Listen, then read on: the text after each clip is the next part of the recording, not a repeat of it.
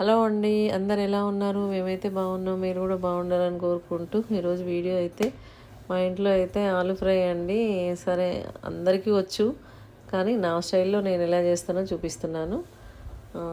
ముందుగా అయితే ఆలుగడ్డలు ఉడకబెట్టుకొని పొట్టు తీసుకోవాలండి. తర్వాత కళాయిలో ఆయిల్ పోసుకొని వేడెక్కాక పోపు గింజలు అయితే వేసుకొని అందులో పచ్చిమిరపకాయలు, ఉల్లిగడ్డలు, కరివేపాకు వేసి కలుపుకోవాలండి. బాగా కొంచెం పసుపు, ఉప్పు కూడా వేసి కలుపుకోవాలి.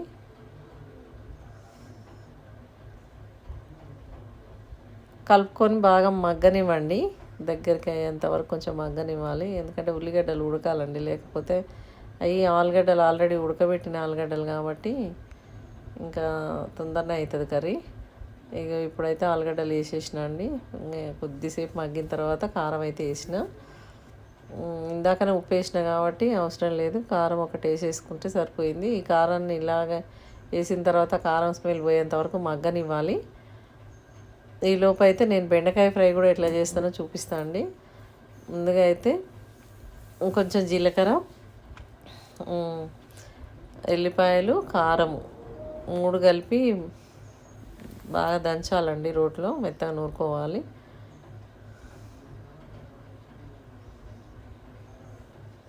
ఇలా మెత్తగా నూరుకొని పేస్ట్ లాగా అయిందని పక్కన పెట్టేసుకోవాలి.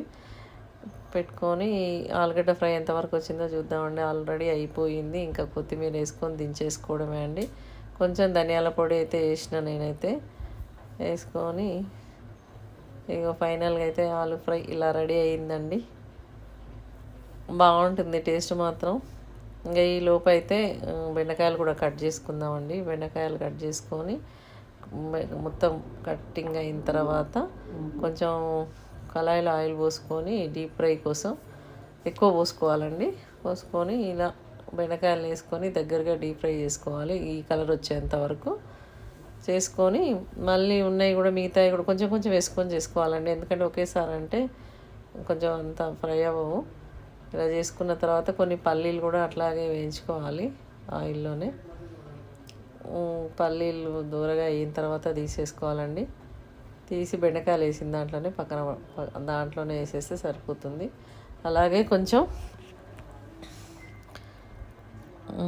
మొత్తం మరీ మాడిపోయేదాకా ఉండనీయకండి పల్లీలు, ఎందుకంటే అప్పుడు టేస్ట్ పోతుంది.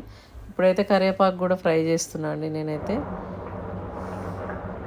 కరివేపాకును కూడా ఫ్రై చేసుకొని ఆయిల్లో తీసి అందులో వేసేసుకోవడమే. ఇదే వేడి మీద కారము అవన్నీ వేసి కలుపుకోవాలండి.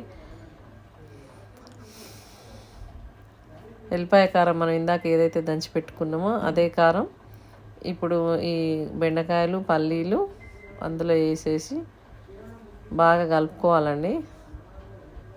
ఉప్పు కూడా వేసుకోవాలి తగినంత. ఫైనల్గా ఇలా ఉంటుంది బెండకాయ ఫ్రై. ఈ వీడియో కనుక మీకు నచ్చితే లైక్ చేయండి, షేర్ చేయండి, కామెంట్ చేయండి.